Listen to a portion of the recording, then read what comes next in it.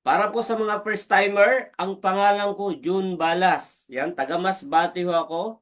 Dati po akong tambay, pero bago po ako magtambay, nagtrabaho din ako sa SM Supermarket sa halos lahat ng SM sa Manila, napasok ko yan. Pero bago ako mag-SM, nagtrabaho ako sa gasolinahan, naging gasoline boy din po ako.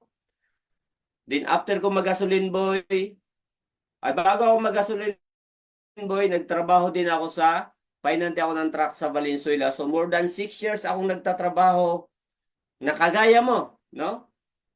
Alam mo, isa sa mga nung nagtambay ako, isa sa naisip ko, mag-OFW na lang kaya ako. Ganun isa sa naisip ko kasi hopeless dito sa Pilipinas. Kaya lang, na-invite ako. Kaya sabi ko, pasalamatan yung nag-invite sa'yo kasi dito pa lang, pwede na magbago ang buhay mo. Okay? So, Nice. na-invite ako years ago, dating tambay,